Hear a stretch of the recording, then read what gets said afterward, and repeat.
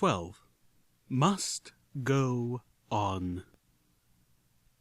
So, you think you have what it takes to beat me on my stage, in my town? Come on down. We'll see.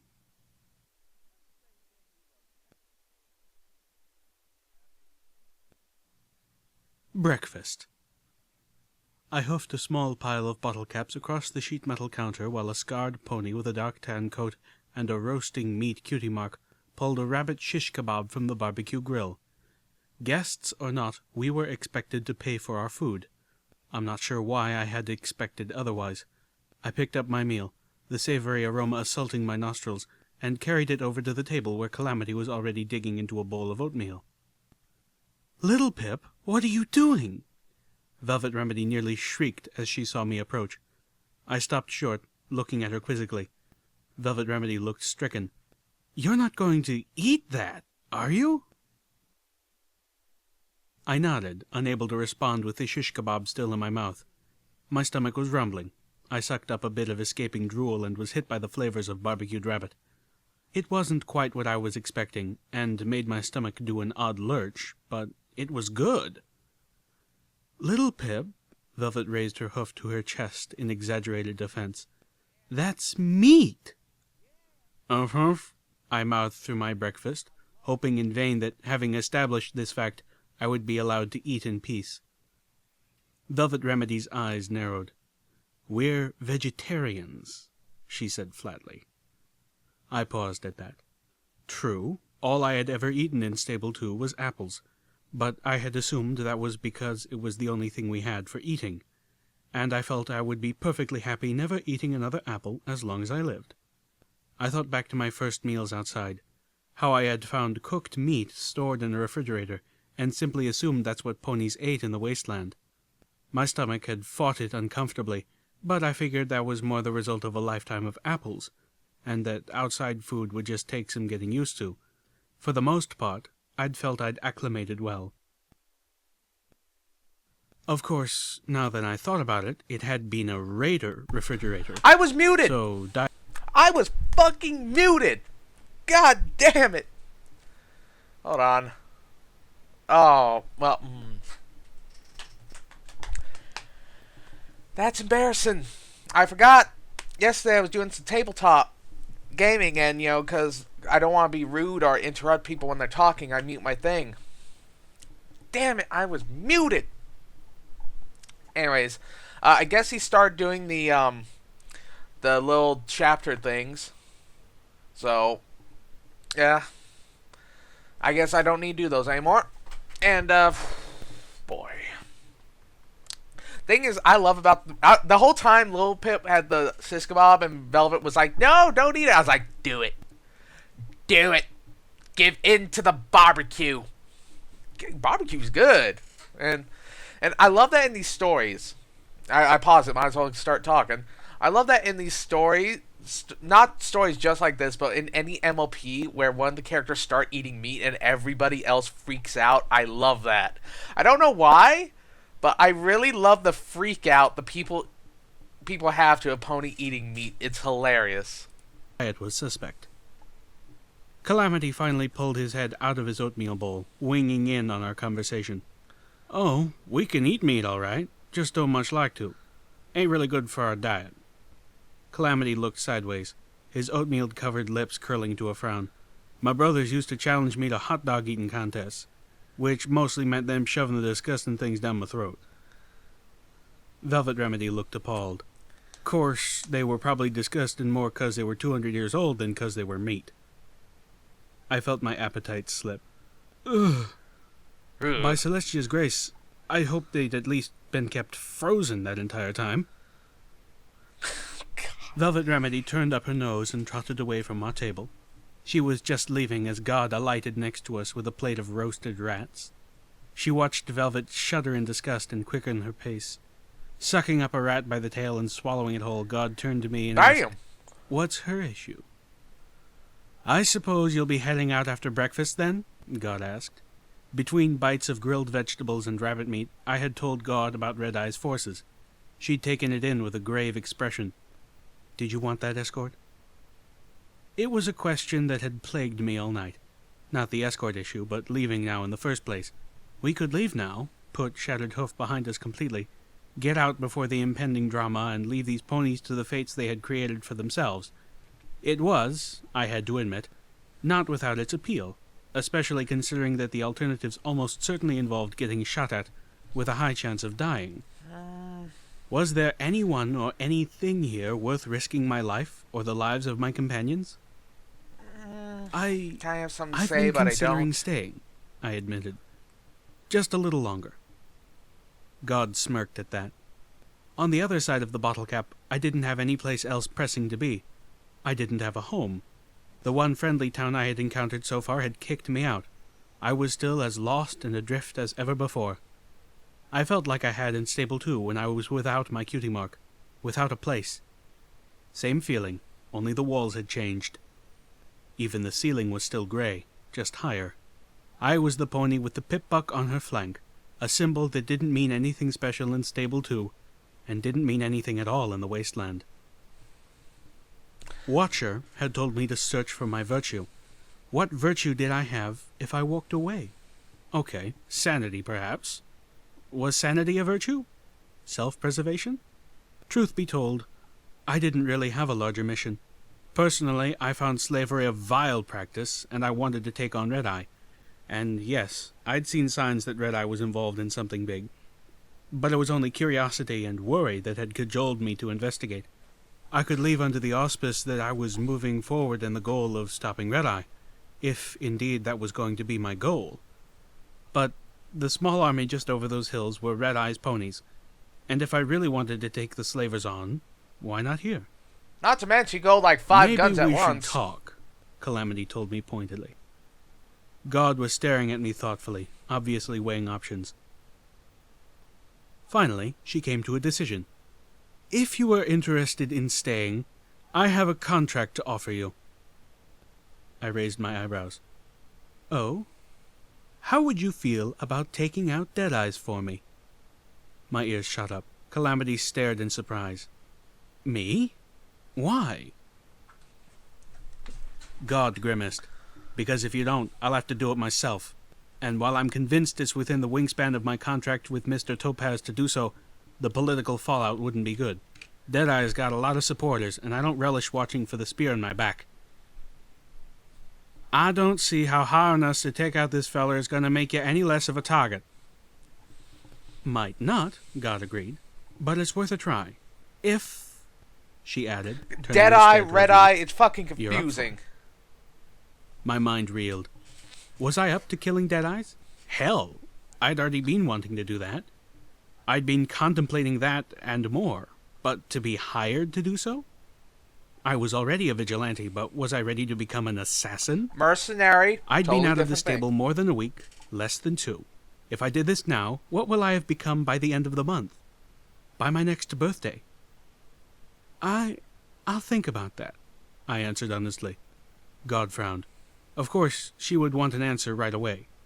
There wasn't exactly much time. We had less than a day before Red-Eye's people marched into Shattered Hoof.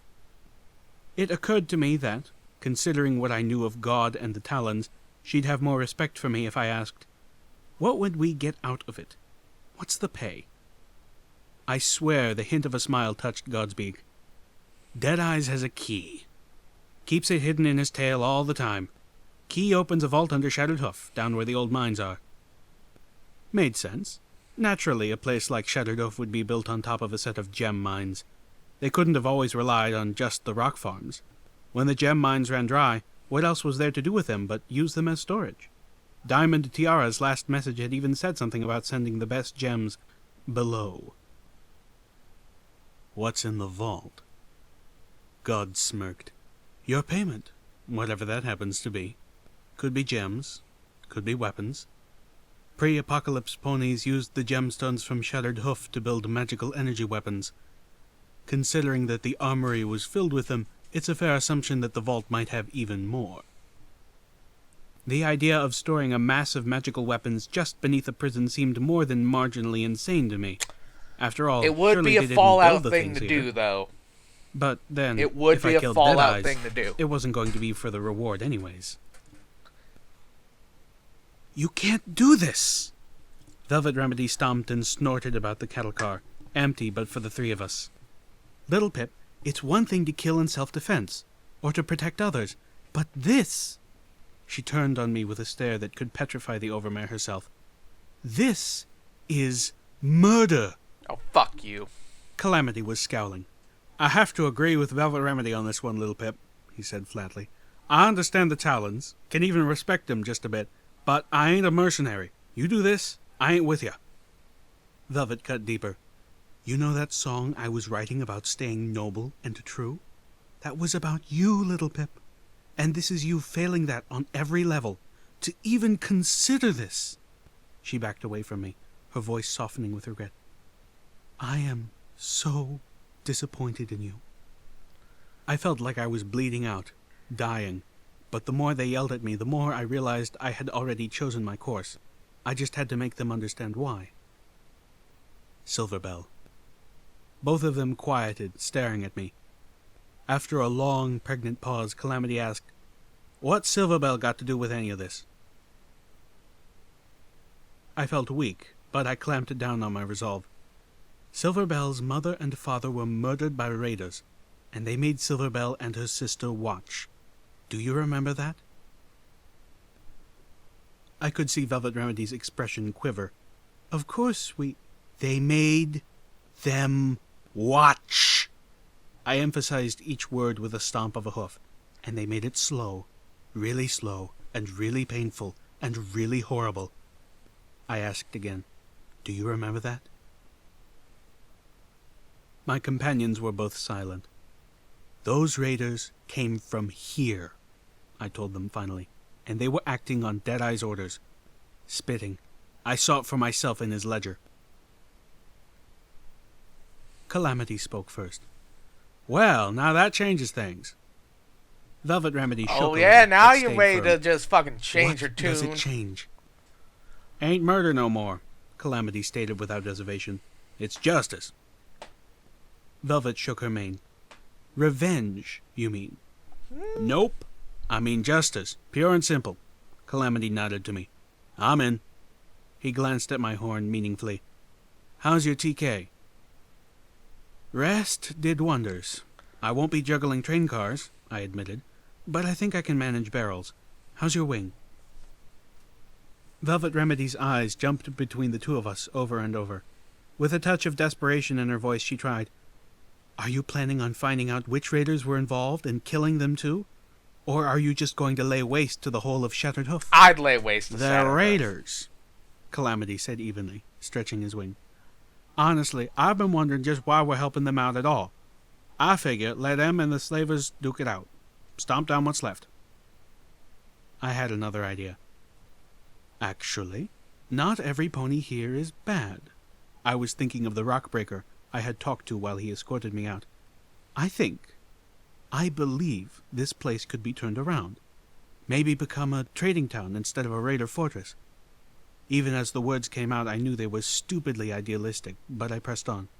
I'm thinking, kill Deadeyes, find Mr. Topaz and deal with him, amiably if possible, lethally if not, and leave God in charge. Deadeyes had told me to come back for just one more job. Feeling the comfortable weight of little Macintosh in my saddlebags, my sniper rifle and assault carbine now returned to my back and my side, I suspected this wasn't the job he had in mind. But his invitation was the perfect opportunity. I'd left Calamity back at the yard, reading through zebra infiltration tactics as I went in alone. He didn't like that one bit, but I had explained that I planned to take the long way, explore some of the wings of Shattered Hoof that I hadn't seen yet, including how to get down to the mine below. Seeing the yard in daylight for the first time, Calamity had immediately spotted the metal plates of a hydraulic cargo lift, but the controls were damaged beyond repair. If it worked at all, it would only be from within the mine itself. There had to be another way. Somewhere, there was a door that went beneath the prison itself, and I wanted to know where it was. Now, I suspected I had found it. I was behind the stage in the mess hall. To one side, the curtains, heavy and stained, concealed the darkened space from the large catwalk area where the raiders ate whatever passed for their meals. Enough dust had accumulated back here that I could tell no pony ventured behind that curtain. Why would they? The space was full of rotting stage props and the skeletons of hundreds of ponies. Countless bones were stuffed into cabinets, spilled out of metal boxes, and formed piles that must have been 3 ponies high when they still had flesh. Wow, that's fucked up. The guests of Ch12 had spiraled into barbarism and cannibalism, and eventually every one of them had perished in here. I'd found logs. I'd found graffiti. I had wondered why I wasn't tripping over their skeletons. Above, a huge mural spanned the wall, a painting of the same noble-looking soldier pony I had seen a statue of back in Ponyville. Rearing up, behind him, clear even though the mural was badly faded and chipped, was the goddess Celestia herself, her divine features beaming with approval. Originally, I realized, this is what every pony who was a guest of Ch12 would have seen each time they ate a meal, until the stage had been built, hiding it away. There was a barred gate set into the wall, wide enough to pull a wagon through. Beyond, a small kill zone, only a few yards deep, with 2 magical energy turrets set into alcoves on either side, powered down. Beyond, a thick metal door. Based on the dead light above, I could tell the door had no power. I wanted inside, and not because there was a vault filled with possible treasure. Only Deadeyes had a key to the vault, and only Deadeyes had ever seen Mr. Topaz face to face. If Mr. Topaz really existed at all, I was dead certain he was down in that vault. My mind was conjuring up images of everything from a dedicated computer terminal that allowed Deadeyes to speak to a very remote Mr. Topaz, to the vault being a stable, to Mr. Topaz the Brainbot. The gate was locked. Brainbot would be awesome. I had to push aside mounds of crumbling bones to get to it, holding my breath as white flakes stirred into the air. It took several minutes of effort, but the gate finally opened to my talents. The metal door, however, was another story entirely. It could only be opened by a terminal elsewhere in the building, and only then if I could restore power to it. I must have spent hours poking around Ch12, seeking to restore power to that door. It was just a simple matter of replacing a mouthful of fuses and swapping out a row of spark batteries, but those proved annoyingly difficult to find. I did find the armory through a side room off the guard barracks. It was completely devoid of weapons. No surprise, as most of the raiders seemed to be armed with magical energy weapons that I assumed were looted from the armory. There was, however, a framed news article on the back wall, and behind it, a safe. As I took the frame off the wall, the photograph caught my eye. The scene was in the midst of a light winter snowfall. Picture was of a funeral. From the looks of it, a very important one, as the shadowy figures of 2 winged unicorns stood in the background, badly out of focus. One was markedly shorter than the other. My mind wanted to turn them into the goddesses Celestia and Luna. But that wasn't what had captured my attention. The photographer's eye had focused on a mare, a single orange pony who, unlike all around her, had shunned the formal black dresses worn by others to wear only a black cowgirl hat and a black kerchief around her neck with an image of half an apple embroidered on the front. Oh. The camera had caught a splash of light glistening off a falling tear as she dropped a single, beautiful flower onto the casket. The mare's cutie mark, 3 apples, was identical to the design on Little Macintosh. Now I'm going to cry, goddammit. All of Equestria mourns Big Macintosh, hero of Shattered Hoof Ridge. 2 weeks ago we didn't even know his name, but when Big Macintosh leapt in front of a zebra assassin's bullet meant for Princess Celestia, dying instantly, he also leapt into the hearts and minds of every loving and patriotic pony, becoming a paragon of courage, bravery, and self-sacrifice to all of Equestria. Funeral services were held this afternoon in the western courtyard of Ministry Walk. By decree of Princess Luna, Pegasus ponies arranged for a light snow.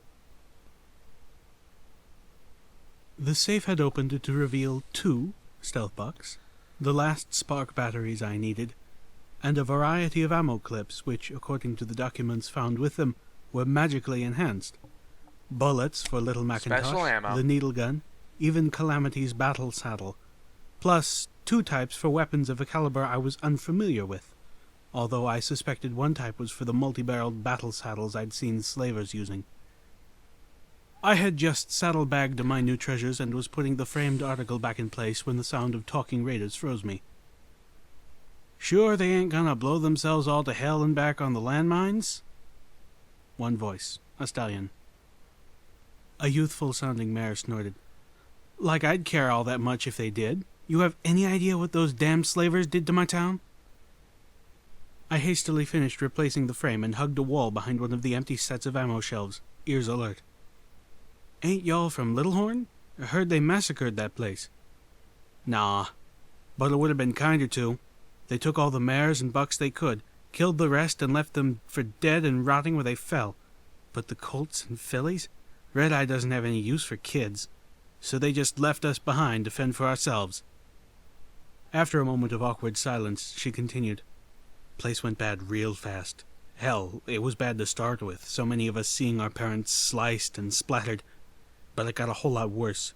Got my tail out of there as quick as I could. So, personally, I'd be more than happy if a good deal of this raiding party died screaming with their legs blown off. I could see the shadows of the two shattered hoof raiders move across the floor of the armory as they walked past, too deep in their conversation to notice if anything was amiss. I get that, but if Deadeye's trap works, we'll have a whole mess of them slavers as our slaves. Then you can take it out on 'em all slow and personal-like. I'm sure Deadeyes won't mind if a few o' his new rock breakers are missing some non-vital internal organs. Their voices faded as they turned a corner somewhere out of sight. I let out a breath I didn't realize I was holding. My mind raced to put together what I'd just heard.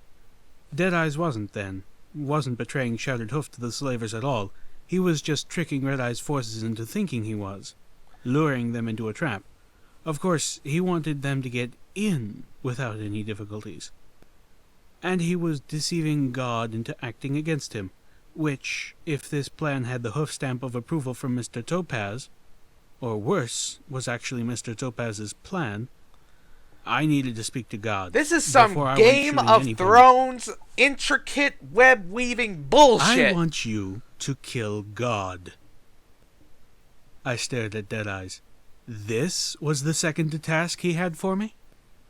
Feigning ignorance as best I could yet again. Who? Deadeyes snorted. Gadanya Grimfeathers, Griffin. Scar running up her beak and across her face. Only one eye, can't miss her. He leaned forward with a sadistic smile. You do this, you're in. Part of my crew. Seeming pleased with himself, he sweetened the deal. Hell, I'll even make you one of my personal guards. See you get a nice room and some of the better food. I was at a loss for words. He was playing me. I knew it. But I was still totally thrown. I looked around like a drowning pony looking for a helping hoof, and once again my eyes fell on the picture of Stable 2's first overmare, Sweetie Belle. I remembered something that Velvet Remedy had told me, something the overmare had told her. Looking straight back into Deadeye's slate-gray eyes, I nodded firmly. Okay. Not a problem. He blinked. Is that all? I asked, as if killing God was the easiest thing in Equestria. He raised his eyebrows.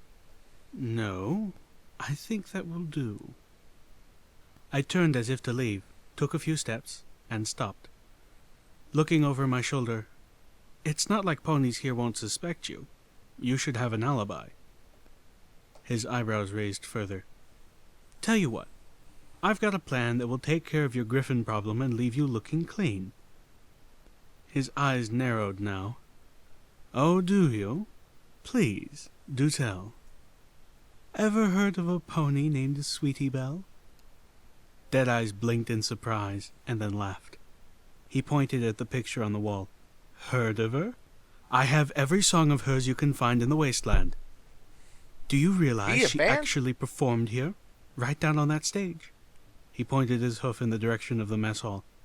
Take the stairs just outside my office, and they'll take you to the balcony where the Friendship Warden watched the performance. Fucking Friendship Warden, that's disturbing. Wow. I had hoped Deadeyes was at least familiar with the mare he had on his wall, but I never imagined the sadistic bastard was a fan. He stopped gushing. Fanboys come in the weirdest places. Why? I took a deep breath. Well, by now you know I didn't travel here alone.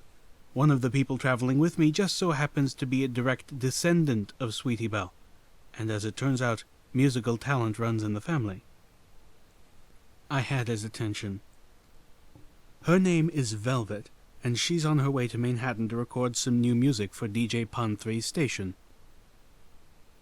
Wait, that was actually a pretty good idea. And it would give me a way to talk to the Wasteland's most famous buck.